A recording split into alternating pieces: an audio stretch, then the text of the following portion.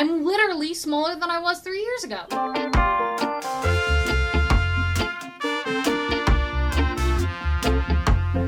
Hello everybody, I'm Sarah and this is SarahsFitMess. This is my YouTube channel documenting my weight loss journey. If you're new, thank you for stopping by. I hope you subscribe and enjoy what you see. And if you're subscribers already, thank you for coming back. I really do appreciate the support. I realized last week I forgot something. I forgot to do my full body and my measurements for you. So, looks like I'm going to be a little off schedule, but I'm going to do that for you today. And I'm going to jump right into my weigh-in as well. So, weigh-in, full body shots, measurements, all that fun stuff right now.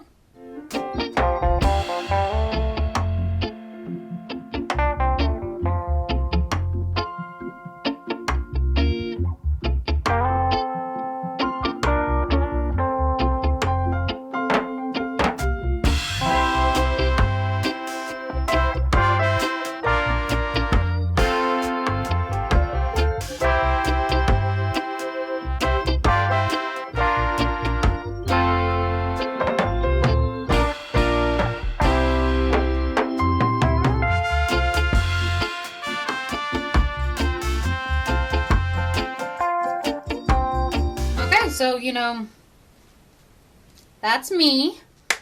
No surprises there. I don't quite see much of a difference yet, but then again, I see myself every day, and maybe 1 month apart is still a little too soon to see much of a difference. I did all my measurements, and I am down 6 inches overall, which is not bad. Oh, I forgot to tell you last week, I have an NSV. I know I also have a scale victory, but the NSV is almost more exciting.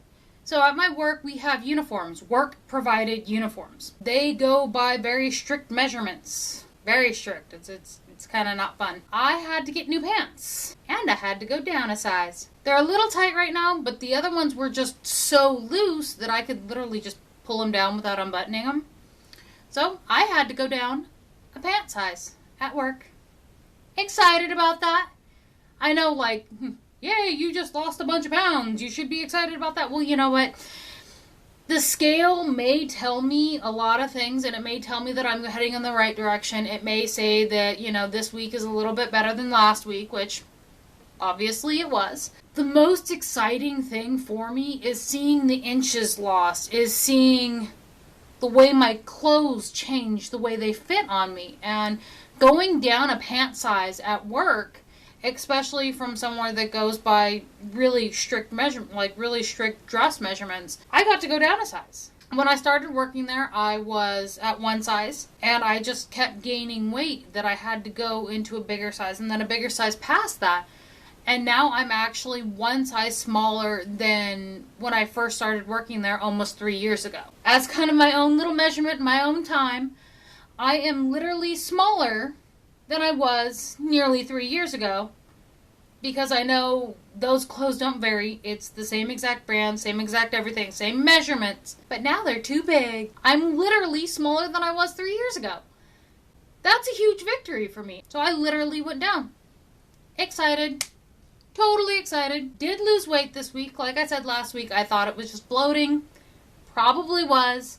And that bloating went away, and then I lost the weight that I gained last week, and then I lost a little bit more, which is good. Is kind of where I want to be. So it looks like a huge chunk of change, but mostly it was just getting rid of the water weight from last week. So how did this week look? I had my cheat day like I said I was going to, but the problem was the next day I was having problems with cravings, and what I mean by problems is I totally gave in. Totally gave in. I was at the end of my day, and I was just like, I want this, I want that, I want this. And I said, screw it. And I had something. And I was over, don't remember the actual number.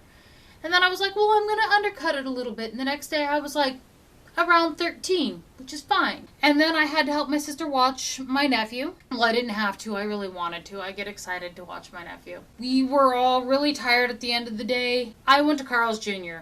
And for me, most fast food I could pass on. Carl's Jr. is my kryptonite. I love it. Hardee's for you on the East Coast. Just love Carl's Jr. And they have their new jalapeno poppers back. Chemical molten cheese and jalapenos. And for some reason, every once in a while, that is just My mouth is watering.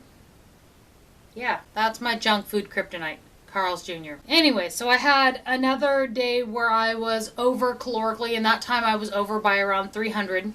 Pretty much the jalapeno poppers. If I had skipped the poppers, I would have been fine. But I wanted those poppers. The next few days, I undercut my calories. I was around 12, between 12 and 13 each day. So overall, my average ended up being 1637, which is actually not too bad.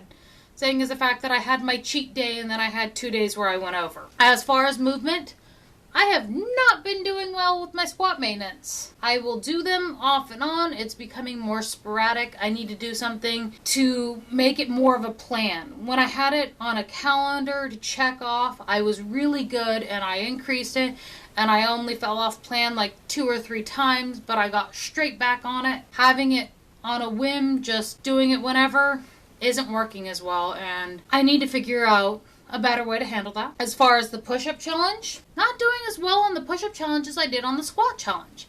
It's not like it's harder for me to do. I mean, doing the push-ups, though I'm doing a modified right now, is a little bit challenging, which it should be. It's very doable.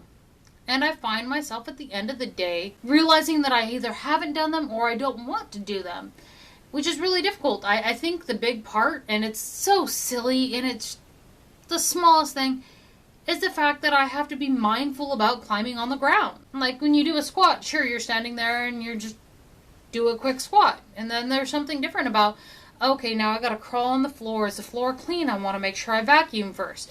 Is the dog in the way? What about the cat? And it's like I can come up with a million excuses not to do a push-up versus just doing a squat. Thing is I need to work on my upper body as well as my lower, and I'm trying to work on an overall health. I'm going to keep pushing at this push-up challenge and try to be a little bit more steadfast with it. I'm going to finish it.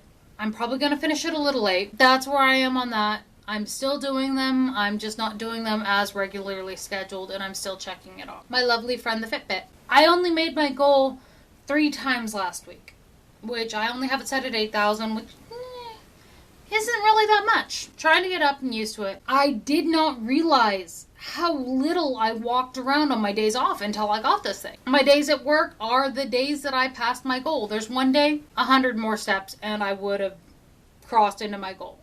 When I'm at work, super easy to get my steps in.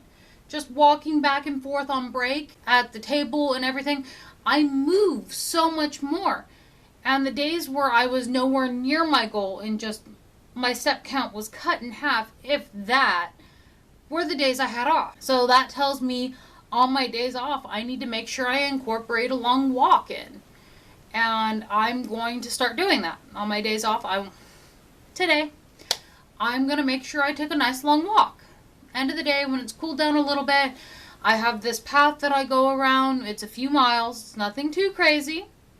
But I just simply need to get my steps in. So I'm working a little bit harder on making sure I reach my step goal every day. 3 days, 1 close day, and then 3 days no. That's my plan for next week, is to keep at that 15 mark calorically. Keep myself on track with push-ups. It's just too easy to walk away from that. I'm being lazy. That's what it comes down to. I'm letting that little voice in my head that likes to say things like, eat that donut, sit on that couch.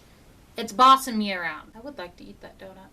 But anyways, I'm going to go forward and keep doing the push-up challenge. I'm going to try to come up with a plan that I can do the squats more regularly, something to kind of kick myself in the butt. Add in walks on my days off. That's my big plan for the week.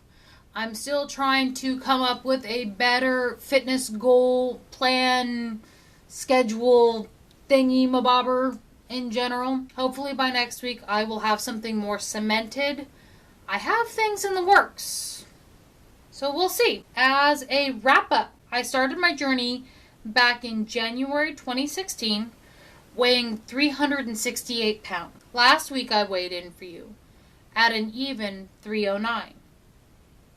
This week, I managed to shed a little bit of that extra weight, and I brought myself down to 304.2, which means from last week to this week, I lost 4.8 pounds.